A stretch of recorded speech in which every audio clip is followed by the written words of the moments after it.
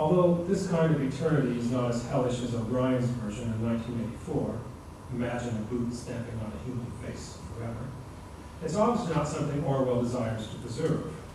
It's really not eternity anyway. It's more a form of mummification. There's none of the unnecessary, in the sense of non-purposeful vitality, which Orwell credits for Dickens' survival. On the contrary, there's much implied purpose of a very dubious sort. In Coming Up for Air, George Bowling conjures up a similar timeless atmosphere as he recalls his childish pleasure in reading Chums. It's bliss, pure bliss. In the text, the memory is marked by a shift to the present tense. But George cannot believe that this kind of bliss will survive, and he grows exasperated at Porteous, the retired schoolmaster, for dismissing Hitler and Stalin as ephemeral, and for entombing himself in the so-called eternal verities. George argues, this, of course, is simply another way of saying that things will always go on exactly as he's known them. Forever and ever, cultivated Oxford blokes will stroll up and down studies full of books. A curious thought struck me. He's dead. He's a ghost. All people like that are dead. In the title essay of Inside the Whale, Orwell offers a critical demonstration of this idea. He begins with a survey of Houseman and the nature poets, whose appeal he identifies as irretrievably adolescent. And then he categorizes the conservative or politically detached writers of the high modernist 20s, including Joyce, Eliot, and Lawrence, as temperamentally hostile to the notion of progress. He saves his most biting remarks, however, for the leftist writing of the 30s, which he sees as a perverse extension of the English public school education and an illustration of Cyril Connolly's theory of permanent adolescence, according to which boys' experiences at the great public schools are so powerful that they arrest their development. And what this next generation of public school boys has got up to is much more pernicious than old Porteous' eternal variance. They have embraced the politics emanating from Moscow with an unquestioning religious fervor. Orwell singles out Auden, Spencer, and McNeice. Purpose, he observes, has come back. And here, Orwell shifts from general mockery to personal attack. According to D.J. Taylor, the genteel side of Orwell's literary sensibility is such that he would have preferred to avoid this kind of confrontation. And it's true that parts of this essay contain a wistful flavor of the happy vicar described in one of Orwell's early poems.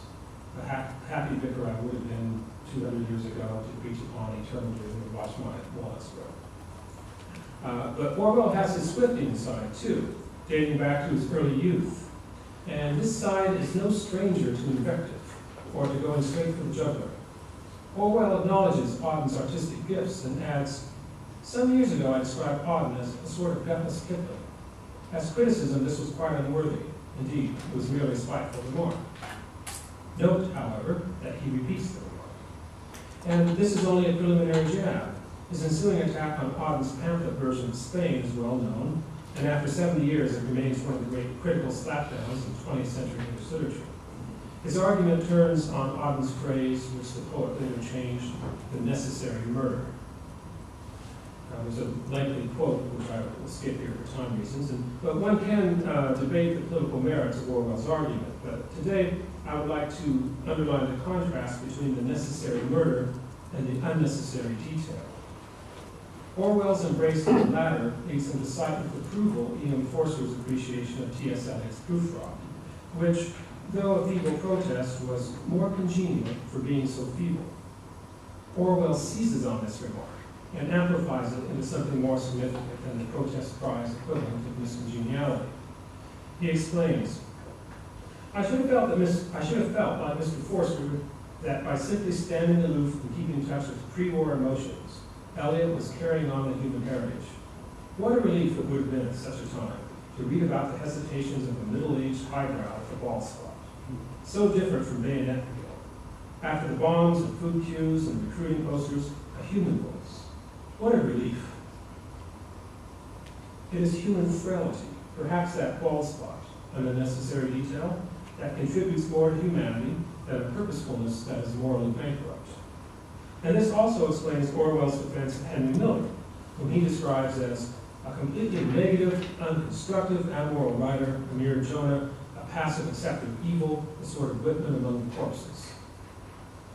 Miller's amoralism, it seems, is more acceptable than Auden's because it convinces Orwell of its disinterestedness, its honesty, however unpleasant. Above all, its fearless individuality. There's no coercive groupthink here, no pretensions that time and history are on its side. The reference to Miller as Jonah is also telling. Coming Up for Air gave a preview of Orwell's fascination of the tortoise Bible story, which figures largely in George Orwell's Lost World of Laura Binfield. In Inside the Whale, this huge beast offers a psychological insight about how to deal with the immediate future. Being swallowed like Jonah is not a catastrophe, but a lucky break, a means to escape time, a fulfillment of the fantasy to return to the womb. Quote, "The whale's belly is simply a womb big enough for an adult. There you are, in a dark cushioned space that exactly fits you, with yards of blubber between yourself and reality, able to keep up an attitude of complete indifference, no matter what happens. A storm that would sink all the battleships in the world would hardly reach you as an echo. Stop fighting against it or pretending that you control it. Simply accept it, endure it, record it."